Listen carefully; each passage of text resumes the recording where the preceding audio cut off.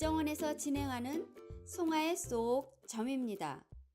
간토는 수의 흐름을 막고 목의 자람을 도와줌으로써 조절 기능이 가능하니 물은 흙의 도움이 없이는 목을 생할 수 없는 것입니다. 그래서 간깨는 종만물, 시만물의 역할을 하는 것입니다.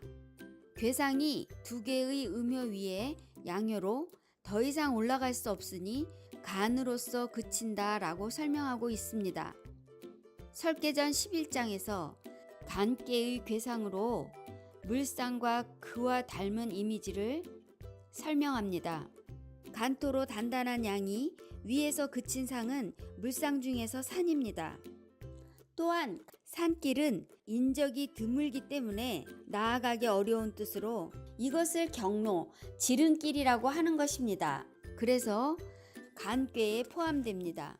괴상이 무늬 모양인데 문 앞에 서면 멈추어 서 있기 마련이므로 간꾀에서는 문을 의미하는 것입니다. 또한 과라는 나무 끝이나 풀 끝에 맺혀 있는 열매를 말하는 것입니다. 그 열매가 맺히면 나무는 성장을 멈추고 열매에 집중하는 것입니다.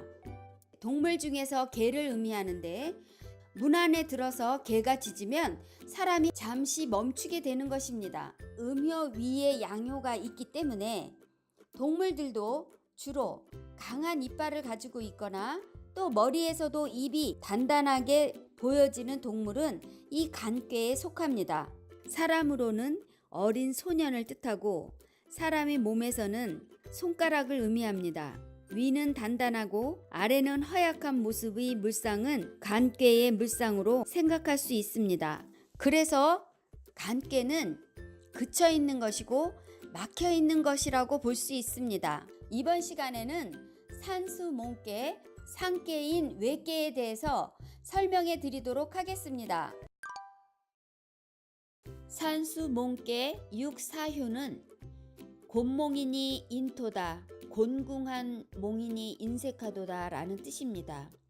육사효는 짝수 자리의 음효로 제 위치에는 앉았으나 초육과 응하지 못하고 구이, 상구 등 양효들과 비도 응도 되지 않고 있습니다.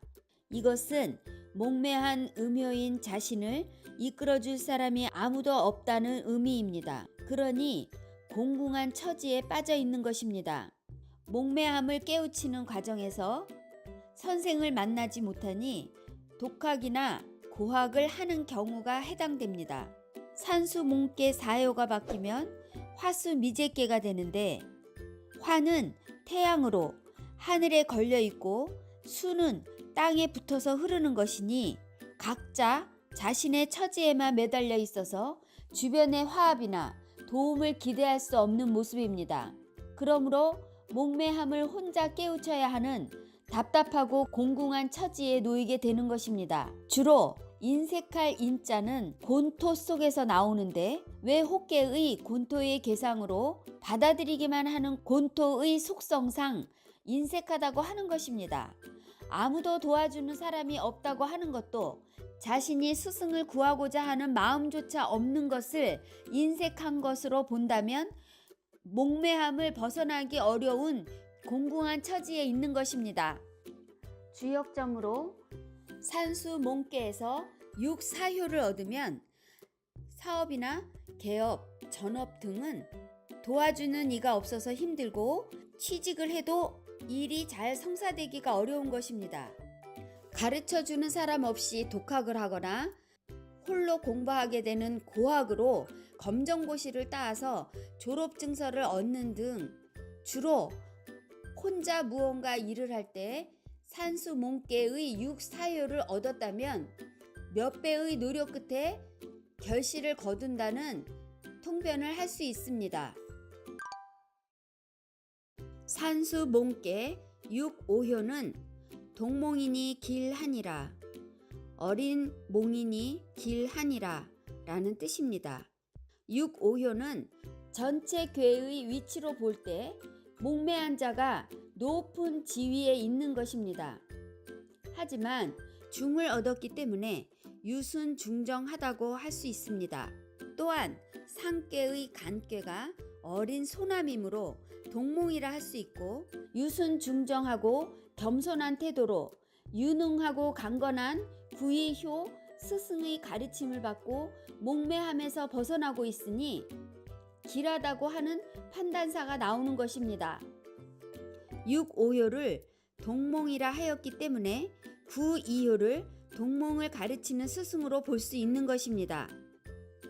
육오효가 바뀌면 오손풍꾀인데 겸손한 자세를 말하는 것이고, 내 혹계가 팔곤지이니 순하게 따라가고 받아들이는 것을 동몽이 배우는 자세를 말하고 있는 것입니다.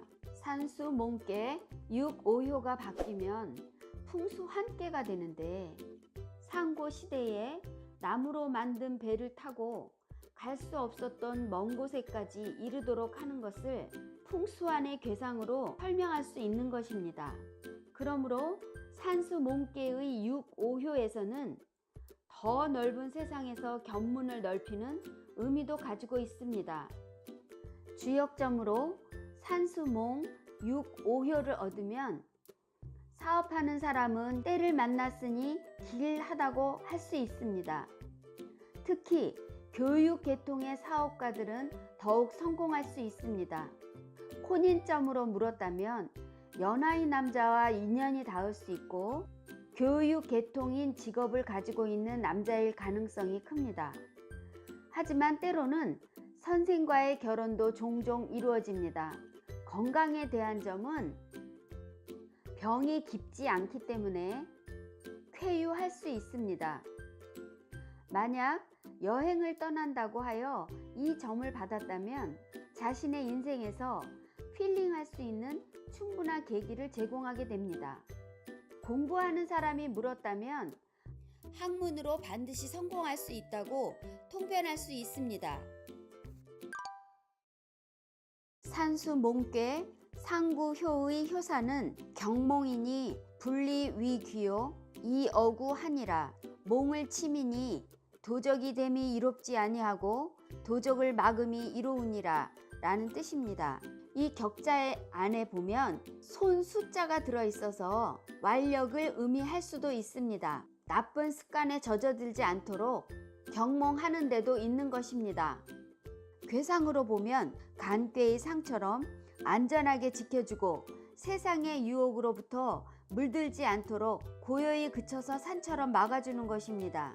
또 한 가지는 제자들이 자라서 성숙되면 스스로 어리고 목매함에서 깨어나는 뜻으로 경몽을 해석할 수 있습니다. 여기에서 도적 구자는 상꾀의 간토 입장에서 하꾀의 감수가 되는 것이고, 어리고 목매한 제자가 험한 곳에 빠지면 도적인데 경몽하여 가르쳐서 그렇지 않게 막아내는 것이 스승의 사명이기도 한 것입니다.